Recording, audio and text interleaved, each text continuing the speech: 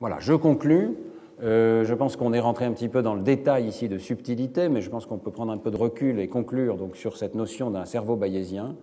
Au fil des 7 cours de cette année, nous avons vu que, au niveau du comportement d'abord, le comportement humain suggère que les adultes et les enfants possèdent une vaste capacité d'inférence statistique à de multiples niveaux.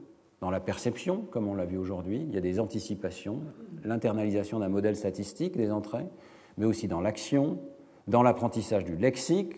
Souvenez-vous des cours du début où nous avons vu qu'un enfant qui apprend un mot nouveau fait une inférence sur l'extension de ce mot. Dans la causalité, la perception de la causalité, nous allons en reparler dans un instant avec l'exposé de Laura Schulz dans le séminaire. L'architecture du cortex, nous avons vu ça dans les 2 derniers cours, l'architecture du cortex pourrait s'expliquer par la réplication à plusieurs niveaux différents d'un circuit neuronal bayésien.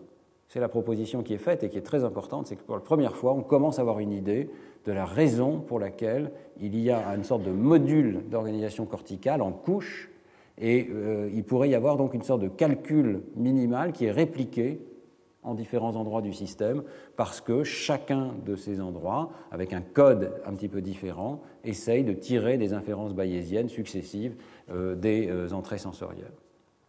Et au passage, ce modèle expliquerait un certain nombre de concepts fondamentaux en sciences cognitives, certaines des questions, je dirais, les plus pressantes en sciences cognitives.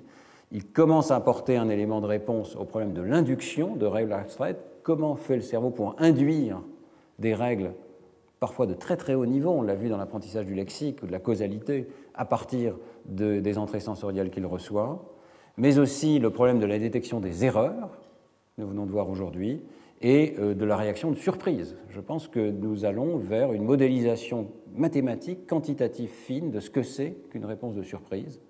Et nous reprendrons cette question l'an prochain dans le cadre de la modélisation des compétences des enfants et de l'apprentissage précoce.